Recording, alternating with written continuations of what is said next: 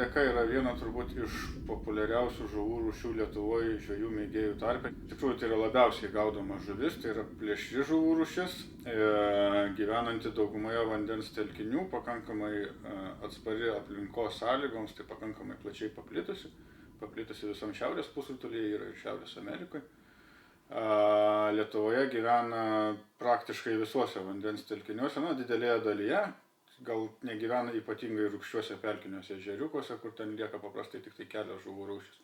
Ekologinė prasme lydekos yra labai svarbios dėl kelių dalykų. Vienas dalykas tas, kad jos reguliuoja kitų žuvų gausumą vandens telkinyje, dažniausiai kalba eina apie karpines žuvis.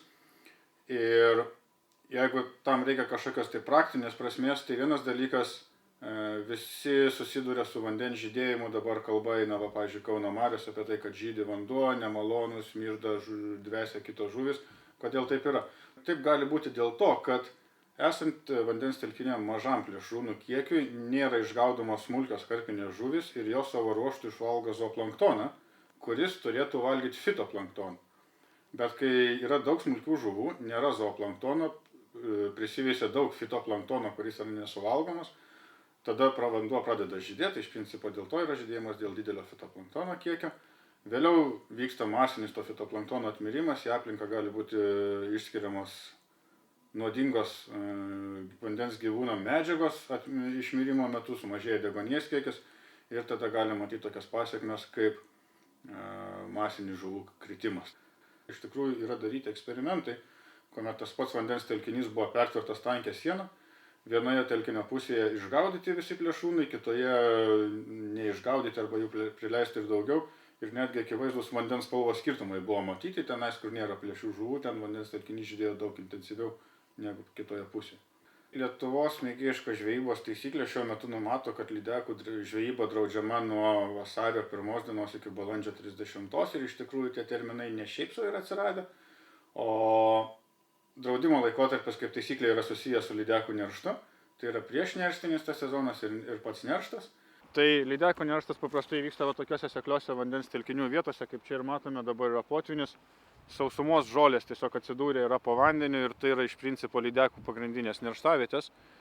Ir iš dalies tokie ankstyvi potvyniai, kaip kad yra šiemet, nėra naudingi lydekoms, nes greičiausiai tuomet kovo mėnesį, kai jau prasidės jų nerštas, vandens lygis gali būti, kad jau bus žemesnis ir dalis tinkamų nerštaviečių bus atsidūrę sausumoje. Ta neigiamą poveikį turi ne tik žmogaus veikla, bet ir vykstanti klimato kaita šiuo metu. Na ir iš tikrųjų prie lydekų apsaugos gali prisidėti ne tik aplinkos apsaugos darbuotojai, bet ir paprasti žvejai mėgėjai.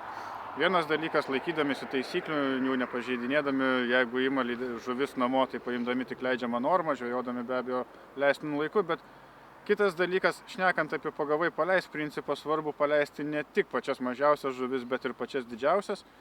Kodėl? Todėl, kad jos irgi yra ypatingai svarbios išteklių pasipildymui, dėl to, kad viena vertus tai yra didelės žuvis, jos subrandina labai daug ikrų.